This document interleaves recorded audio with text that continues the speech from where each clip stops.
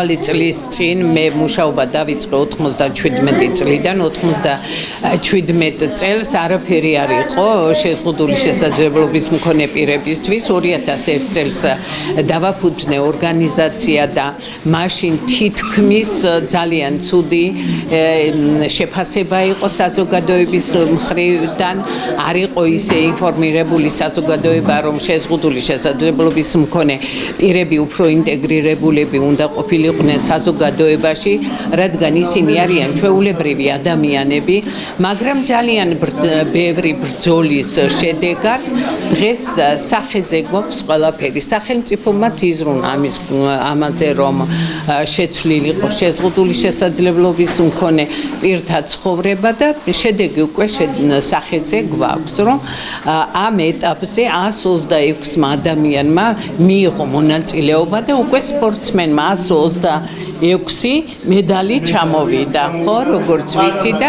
ეს არის ძალიან ბედნიერება, ხო? რამდენი შეზღუდული შესაძლებლობის მქონე ადამიანს მიეცა საშუალება, რომ თვითონ არჩინონ ოჯახი, თვითონ იყვნენ საზოგადოების სრულფასოვანი წევრები და მეც ვამაყობ ამით, რომ ჩემ ორგანიზაციაში, როგორც ქარელში, ასევე ხაშურში, გორში, აგარაში ყავს შეზღუდული შესაძლებლობის მქონე წარმატებული ადამიანები და ვულოცავ მათ კიდევ ერთხელ მათ ოჯახის წევრებს და მინდა რომ ბედნიერები იყვნენ და ვამაყობ ამით, რომ დღეს საშუალება გვაქვს, რომ შეზღუდული შესაძლებლობის მქონე ადამიანებმა თავი იგრძნოს საზოგადოებაში სრულფასოვან წევრებად და ეს არის ნამდვილად დიდი წარმატება. უფრო რა მიმართულებით ვითარდებიან შიშიმურვირები სპორტის განხილვაც პარასპორტის მისდევენ ესეც რომ გითხრათ და ზოგადად შიშიმურ პირებს უკვე აქვთ საშუალება ყველა მხრივ განვითარდნენ იგივე მიიღონ განათლება უმაღლეს სასწავლებლებში პროფესიულად განვითარდნენ ასევე სპორტულ მიმართულებაში მათ თუ ოჯახის წევრებმაც უნდა შეუწყონ ხელი სხვანაირად არა ძალიან დიდი შრომა სჭირდებათ შეზღუდული შესაძლებლობის მქონე ადამიანებმა რომ მიიყვნენ სრულფასოვანი წევრები საზოგადოების. თავად მათ უფრო რას რაზე არის მათი მხრიდან უფრო მეტი მოთხოვნა? უფრო მეტად მათ ურჩევნიათ რომ სპორტის მხრივ განვითარდნენ ჯანსაღი ცხოვრებით და ასევე იცხოვრონ ჯანსაღი ცხოვრებით და ასევე აუცილებელია განათლება. თუ განათლება არ მიიღეს ძალიან გაუჭირდება.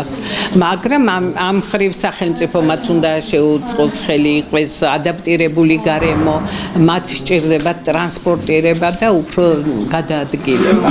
პრობლემები რა არის, რაც დღემდე მოუგვარებელია ამ მიმართულებით, რაც გადაადგილების მხრივ ტრანსპორტირება, იმიტომ რომ შიშიმურ პირის ტრანსპორტირება განსაკუთრებით ედლიანის ტრანსპორტირება არის ძალიან ძვირი სიამოვნება და ამიტომ უჭირთ მათ ეს გადაადგილება. ტრანსპორტის მხრივ, გზების მხრივ ეს კიდე მოსაგვარებელი არის.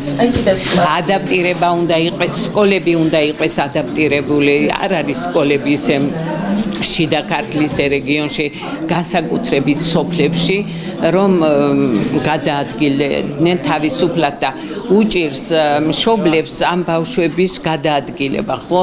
უკვე მძიმეები არიან იმათი აწევა და ისა ძალიან რთულია და მე ვფიქრობ, რომ ამ მხრივ მაინც უნდა იზრუნოს სახელმწიფომ, რომ ადაპტირებული გახადოს შიშიმურ პირებისთვის. მარტო შიშიმურ პირებს არ სჭირდებათ ადაპტირება.